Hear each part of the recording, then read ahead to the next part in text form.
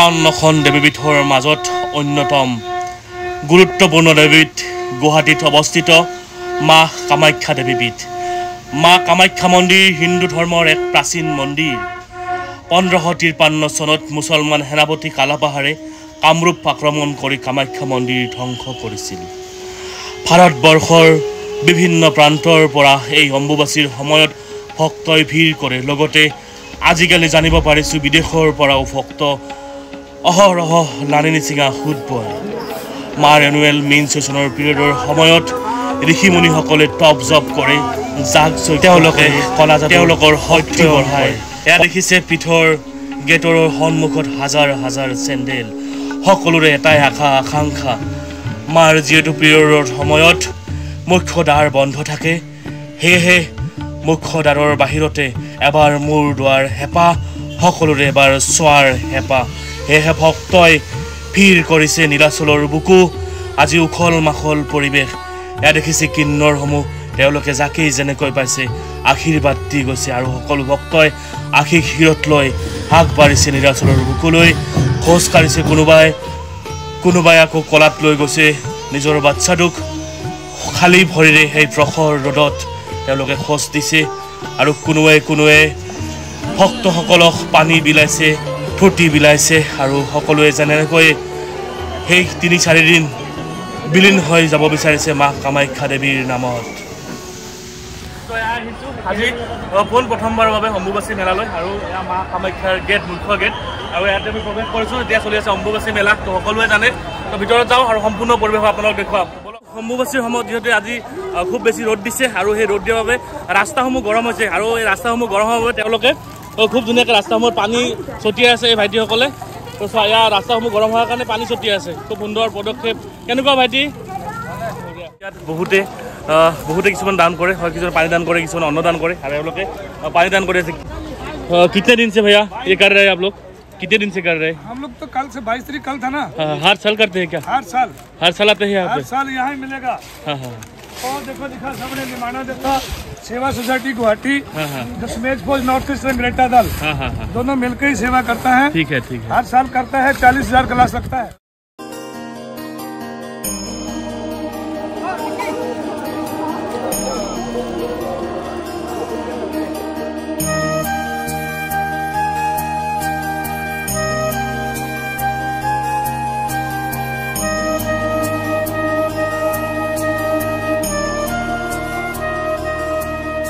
মা কামাখ্যা ধাম আৰু সকলোৰে সেই মনোভাৱ লৈ আমিও আগবাঢ়িছোঁ আৰু সঁচাকৈ জীৱনত প্ৰথমবাৰ আজি মা কামাখ্যা নীলাচলৰ বুকুত ভৰি দিছোঁহি আৰু বহুমান সৌভাগ্য হোৱাও নাছিলে আহিবৰ কাৰণে। তো আজি সেই সৌভাগ্য মিলিলে আৰু সেই সৌভাগ্যত অম্বুবাচী মেলাতে মিলিলে। তো এনেকৈ গৈ আছোঁ ভিৰৰ মাজে মাজে ভক্তৰ অগণন লাইন নিচিঙা সোঁত আৰু তেনেকৈ ময়ো তেওঁলোকৰ মাজৰে এজন হৈ গৈ আছোঁ আৰু আপোনালোকক দেখুৱাই আছোঁ প্ৰায় দৃশ্যসমূহ কেনেকুৱা হৈছে অম্বুবাচী মেলা।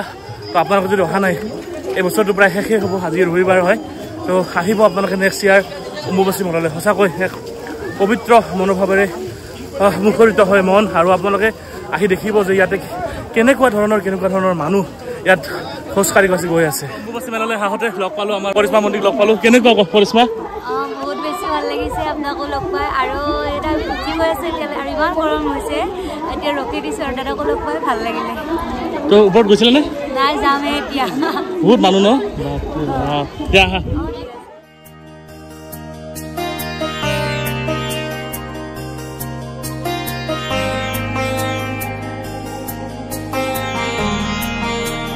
যিসকলে নাজানে তেওঁলোকক এটা গুৰুত্বপূৰ্ণ মেছেজ দিওঁ আৰু যিসকলে জানে তেওঁলোকৰ কাৰণে খুব ভাল কথা নীলাচলৰ বিষয়ে যিসকলে জানে। তো এয়া যে পথ দেখিছে, এইটো চিৰিৰে পথ আৰু এটা সমতল পথ আৰু এই চিৰিৰে পথেৰে যদি আপোনালোকে যায় তেতিয়াহ'লে আপুনি এঘণ্টাৰ বাট আৰু ইপিনে যদি যায় মিনিমাম 2 ঘণ্টাৰ বাট বুলিব লাগিব। তেতিয়া আপোনালোকে ডিচাইড কৰিব আপোনালোকে চিৰিৰে যাব নে এনেকুৱা পকী ৰাস্তাৰে যাব। এইবাৰ যিহেতু ভক্তৰ বহুত বেছি ভিৰ, সেইবাবে পুলিচ প্ৰশাসনে যাত্ৰা পথত যাত্ৰীসকলক ৰখাই দিব লগা হয়। কাৰণ মন্দিৰ প্ৰাংগণত যিমানখিনি জাগা আছে তাৰ অনুপাতে মানুহৰ সংখ্যা বহুত বেছি বৃদ্ধি হয়। সেইবাবে সেই ভিৰসমূহ আঁতৰাই যাত্ৰীসকলক অহাৰ ব্যৱস্থা কৰে। কাৰণ যিহেতু প্ৰখৰ ৰ'দ, প্ৰখৰ উত্তাপ, সেই উত্তাপক নেওচি ভিৰৰ প্ৰতি লক্ষ্য ৰাখি যাত্ৰীসকলক এনেকৈ যাবলৈ দিয়া হয় আৰু য'ৰ পৰা ঝৰ্ণা নিৰ্গত হয় সেই জেগাতে ভক্তৰ ভিৰ লাগে কাৰণ ভক্তই আহিছে এই প্ৰখৰ ৰদক নেওচি খালী ভৰিৰে কোনোবাই লৈছে বিচনী কোনোবাই লৈছে ছাতি আৰু যোনে যেনেকৈ পাৰিছে তেনেকৈ খোজকাঢ়িছে ৰৈছে গৈছে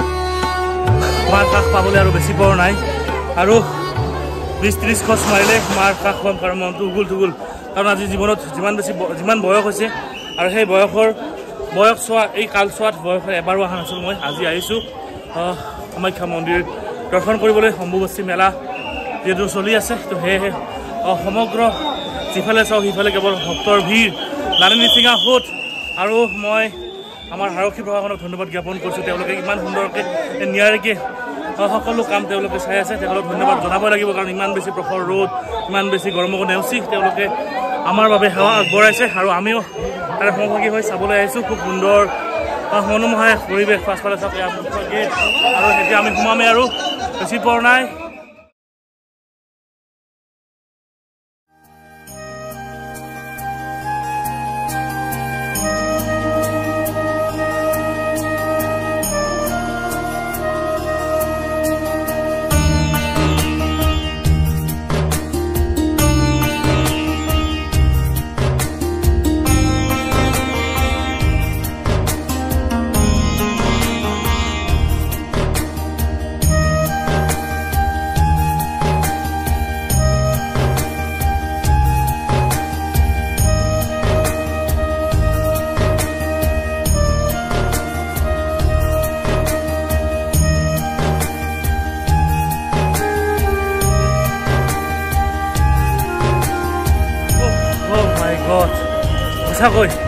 সঁচাকৈ পবিত্ৰ পীঠ নীলাচলৰ ভূমিত খোজ দিয়াৰ লগে লগে যেন মনটোৱে কিবা হৈ উঠিছে সঁচাকৈ শক্তিপীঠ মা কামাখ্যা আৰু সেনেকৈ ভক্তসকলে মূৰ দুৱাইছে কাৰণ যিহেতু দৰজা বন্ধ মাৰ তো সেয়েহে য'তে যেনেকৈ পাইছে তেনেকৈ মূৰ দুৱাইছে আৰু তেওঁলোকে বিচাৰিছে জীৱনটো যাতে ভাল হওক মংগলময় হওক আৰু আপোনালোকলৈ মই আশীৰ্বাদ বিচাৰিছোঁ সকলো যাতে জীৱনবিলাক মংগলময় হওক কামাখ্যা মন্দিৰ হৈছে অসমৰ গুৱাহাটীত অৱস্থিত হিন্দু ধৰ্মৰ এক প্ৰাচীন মন্দিৰ গোটেই ভাৰততে ব্যাপ্ত হৈ থকা মুঠ 51খন দেৱীপীঠৰ মাজত অন্যতম গুৰুত্বপূৰ্ণ পীঠ এই কামাখ্যা মন্দিৰ নীলাচল পাহাৰত অৱস্থিত কামাখ্যা দেৱীৰ এই মন্দিৰকে অসমৰ সবাতোকৈ প্ৰসিদ্ধ আৰু প্ৰভাৱশালী মন্দিৰ বুলি ভবা হয় অতি প্ৰাচীন কালৰে পৰাই অসমৰ ইতিহাসত ৰাজনৈতিক আৰু ধাৰ্মিক কেনেকুৱা ভিৰ আপোনালোকে যদি ইয়াত নাহে কাৰণ সেৱা কৰাৰ কাৰণে ইমান বেছি ভিৰ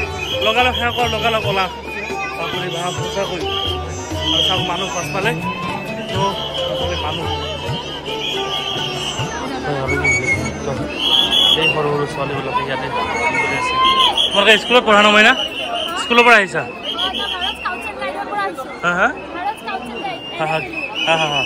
কিমান সদায় ইয়াতে আহিছা প্ৰত্যেক বছৰে নাই আজি এদিন আহিছা নে আৰু আহিছা আগতো আহিছা কেনেকুৱা লাগিছে তোমালোকে ডিউটি কৰি কেনেকুৱা পাইছা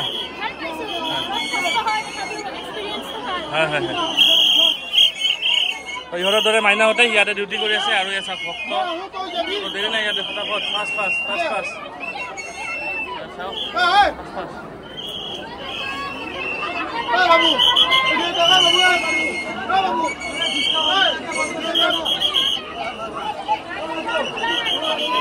ধন্যবাদ তাইয়ে তাহাঁতৰ দৰে ছোৱালীয়ে ইয়াৰ ভিৰ মানে কণ্ট্ৰল কৰি আছে তো সঁচাকৈ হে কামাখ্যা আৰু সকলো মানে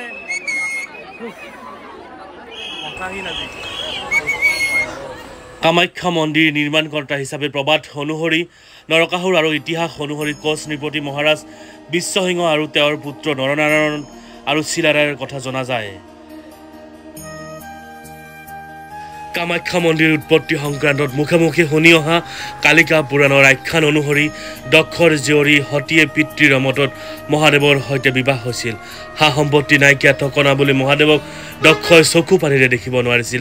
এবাৰ দক্ষই এটা যজ্ঞ আয়োজন কৰিছিল, কিন্তু তালৈ জয়াকক নিমন্ত্ৰণ নকৰিলে। তথাপিও সতীয়ে বিনা নিমন্ত্ৰণে পিতৃৰ যজ্ঞস্থলীত উপস্থিত হ'লগৈ। জীয়কক দেখি দক্ষৰ খঙে চুলি ৰাগ পালে আৰু মহাদেৱক ভৎসনা কৰিবলৈ ধৰিলে। স্বামীৰ বদনাম সহিব নোৱাৰিয়ে সতীয়ে যজ্ঞস্থলীতে প্ৰাণত্যাগ কৰিলে। প্ৰিয়াৰ বিয়োগত মহাদেৱে শকত বলিয়া হ'ল আৰু সতীৰ মৃতদেহ কান্ধত তুলি লৈ বিশ্বভ্ৰমী ফুৰিবলৈ ধৰিলে।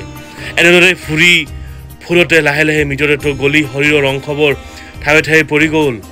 সতীৰ দেহৰ বিভিন্ন অংশ বিভিন্ন ঠাইত পৰাত সেই ঠাইত একোখন দেৱীপীঠৰ সূচনা হৈছিল। য'তেই এনে অংশ পৰিল তাতেই একোখন তীৰ্থস্থান গঢ়ি উঠিল। সতীৰ জনিভাগ পৰিল আৰু তাত কামাখ্যা দেৱীৰ প্ৰতিষ্ঠা হ'ল। ভৰি হাত নুঠাব বা এই পানীটো যে আছে এই পানীটো মাৰ পূজা অৰ্চনাৰ কামত লগায় আৰু আপোনালোকে এই যিটো পানী দেখি আছে এইটো পানী আপোনালোকে ভক্তসকলে ভৰি হাত ধুব পাৰে, গা ধুব পাৰে। নীলাচল পাহাৰৰ পৰা যিটো গুৱাহাটীৰ আমাৰ টাউনখনৰ যিটো ভিউ আল্টিমেট, আপোনালোকে যদি চোৱা নাই বাৰু চাপ'জ পালে তো এয়া ভিউ। তো ৰাইজ এনেকৈ আহি পালোঁ নীলাচলৰ বুকুৰ পৰা আৰু এয়া গেট।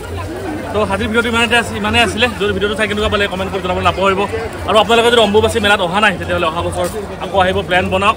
সঁচাকৈ যদিও বা বহুত বেছি ওখ বা যোৱাতে অসুবিধা হয়, তথাপিও কিবা এটা শক্তিয়ে আমাক আগুৱাই নিয়ে আৰু আমাৰ সকলোৰে এটা উদ্দেশ্য যে আমি মাৰ ওচৰত যাম, মাক দৰ্শন কৰিম।